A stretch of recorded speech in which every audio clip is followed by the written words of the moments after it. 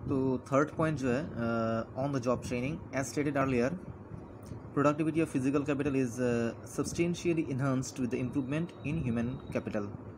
तो देखो यहाँ पे क्या बोला जा रहा है कि फिजिकल कैपिटल जो है, physical capital is substantially enhanced, मतलब जो कैपिटल जो मशीन्स होता है उसका जो कैपेबिलिटी है, उसका कैपेबिलिटी को हम लोग बढ़ा सकते हैं अगर हम लोग ह्यूमन कैपिटल को इम्प्रूव करेंगे। अगर हम लोग ह्यूमन कैपिटल को इम्प्रूव करेंगे तो ऑटोमेटिकली हम लोग फिजिकल कैपिटल को इन्हांस कर सकते हैं, इम्प्रूव कर सकते हैं।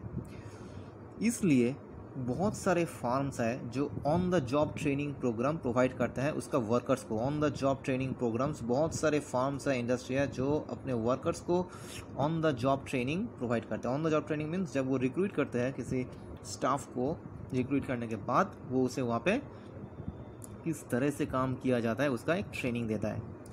ठीक है, इस तरह का ट्रेनिंग का एडवांटेज क्या है? It can be provided fast and without much cost. इस तरह का ट्रेनिंग का एडवांटेज ये है कि इसमें ये बहुत जल्दी ये वर्कर सीख जाते हैं कि कैसे काम करना है, और इसमें ज़्यादा पैसा भी खर्चा नहीं होता है, without much cost. It increases skill and efficiency of the workers and leads to an increase in production and productivity.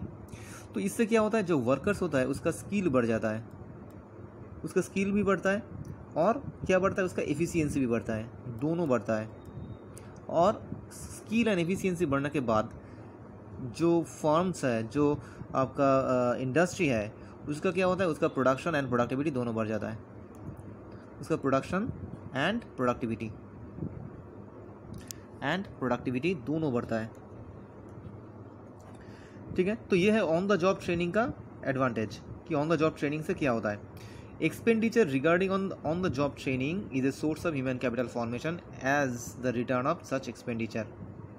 तो देखो ये जो एक्सपेंडिचर हो रहा है यहाँ पे, जो खर्चा हो रहा है ऑन द जॉब ट्रेनिंग में, ये on the job training expenditure से क्या हो रहा है, ह्यूमन कैपिटल फॉर्मेशन हो रहा है। मतलब human capital formation means human को ज़्यादा नॉलेज मिल रहा है, ठीक है, वो ज़्यादा स्किल्ड हो रहा है, इससे क्या हो रहा है, उसका एक फॉर्मेशन आ रहा है। तो इसलिए ये थर्ड पॉइंट है ऑन द जॉब ट्रेनिंग। ठीक है, जिसके कारण एक ये यहाँ पे जो खर्चा हो रहा है उस खर्चे के कारण क्या हो रहा है, एक रिटर्न मिल रहा है जो कि खर्चे से ज़्यादा हमें यहाँ पे मिल रहा है। ठीक है, क्योंकि इस ट्रेनिंग से क्या हो रहा है, इस ट्रेनिंग से वो एफिशिएंट हो रहा है, इस ट्रेनिंग से वो स्किल्ड हो रहा है, जिससे प्रोडक्टिविटी बढ़ रहा है, प्रोडक्शंस बढ़ रहा है और कॉस्ट धीरे धीरे कम होते जा रहा है फार्म्स का। नेक्स्ट देखो क्या बोला, number 4 point, expenditure on migration. Expenditure on migration, तो एक्सपेंडिचर ऑन माइग्रेशन क्या है, देखो, peoples migrate from one place to another place in search of job that fetch them higher salaries. तो आदमी क्या करता है, एक जगह से और एक जगह में जाता है और उसके लिए वो क्या करता है, हायर सैलरी उसे देना पड़ता है, वो या वो डिमांड करता है कि एक जगह से मैं और एक जगह में जाऊंगा तो मुझे हायर सैलरी देना पड़ेगा। Unemployed people from rural areas migrate to urban areas in search of job. तो रूरल एरिया से अनएम्प्लॉयड जो पीपल्स है वो कहाँ पे जाता है, अर्बन एरिया में, किस लिए, इन सर्च ऑफ जॉब को पाने के लिए। Technically qualified persons migrate to other countries because of higher salaries. जो टेक्निकली एफिशिएंट है तो वो क्या करता है, वो एक कंट्री से दूसरे कंट्री में जाता है, जैसे इंजीनियर, डॉक्टर्स, ये सब क्या है, टेक्निकली एफिशिएंट स्टाफ्स या लेबर्स हम लोग बोल सकते हैं, जो कि क्वालिफाइड है। तो वो माइग्रेट होता है कहाँ पे, एक कंट्री से और एक कंट्री में, किस लिए, हायर सैलरी के कारण।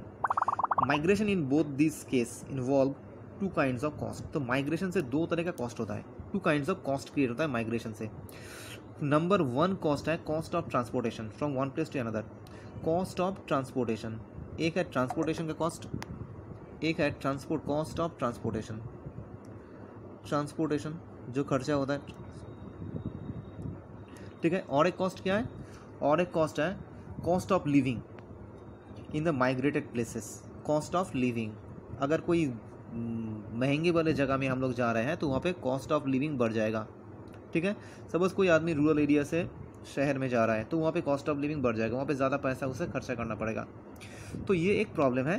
तो यहाँ पे जो माइग्रेशंस हो रहा है, माइग्रेशंस के कारण दो तरह का खर्चा हो रहा है ह्यूमन कैपिटल का। एक है कॉस्ट ऑफ ट्रांसपोर्टेशंस, एक जगह से और एक जगह में जाने के लिए खर्चा, और एक है कॉस्ट ऑफ लिविंग, वहाँ पे रहने का खर्चा।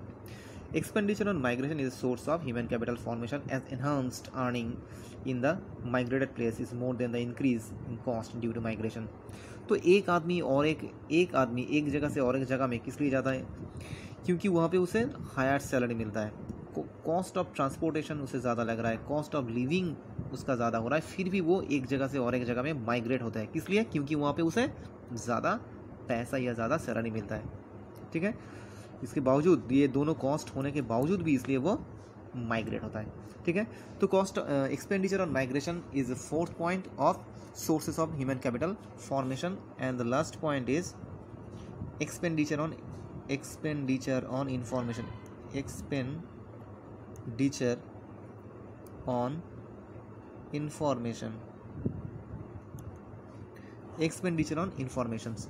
तो expenditure is increased to acquire information relating to labor market and other markets.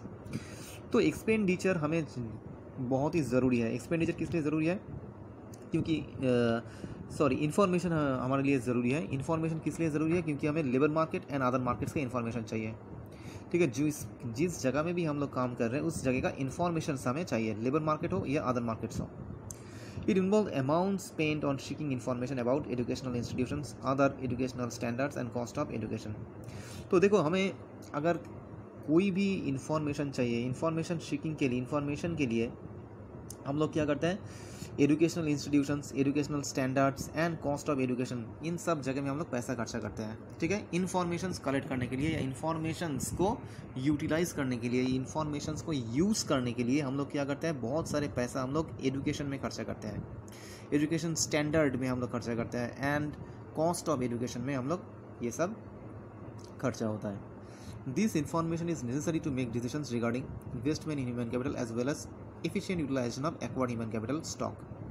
तो ये इन्फॉर्मेशन किसी आदमी के लिए या किसी स्टाफ के लिए या किसी भी लेबर्स के लिए किस लिए इन्फॉर्मेशन नेसेसरी है? क्योंकि इन्फॉर्मेशन के बाद ही हम लोग कोई अच्छा डिसीजन या कोई अच्छा स्ट्रैटेजी मेक कर सकते हैं। विदाउट इन्फॉर्मेशंस हम लोग ना डिसीजंस ले सकते हैं, ना हम लोग स्ट्रैटेजी बना सकते हैं। ठीक है, तो इन्फॉर्मेशन इसलिए बहुत ही ज़रूरी है। तो जितना अच्छा इन्फॉर्मेशन रहेगा उतना ह्यूमन कैपिटल फॉर्मेशन होगा। ठीक है, इसलिए बोल रहा है कि this information is necessary to make decisions regarding investment in human capital as well as efficient utilization. तो अगर हमारे पास इन्फॉर्मेशन रहेगा तो हम लोग समझ पाएंगे कि ह्यूमन कैपिटल फॉर्मेशन करना चाहिए, ह्यूमन कैपिटल के ऊपर इन्वेस्टमेंट करना चाहिए, अगर करना चाहिए तो कितना करना चाहिए। ठीक है, तो ही हमारा एफिशिएंट यूटिलाइजेशन होगा। ठीक है, अगर हमारे पास अच्छा इन्फॉर्मेशन है तो हम लोग इन्वेस्टमेंट कर सकते हैं ह्यूमन कैपिटल के ऊपर, कितना इन्वेस्टमेंट करने से एक एफिशिएंट यूटिलाइज ह्यूमन कैपिटल हमें मिलेगा। ठीक है, तो इसलिए the fifth point is very very important, expenditure on informations. अगर इन्फॉर्मेशंस हमारे पास है तो हम लोग डिसीजंस ले सकते हैं, हम लोग स्ट्रैटेजी मेक कर सकते हैं और हम लोग ह्यूमन कैपिटल के ऊपर इन्वेस्ट कर सकते हैं कि हमें कितना इन्वेस्टमेंट करना चाहिए। ठीक है, so these are the points of sources of human capital formations.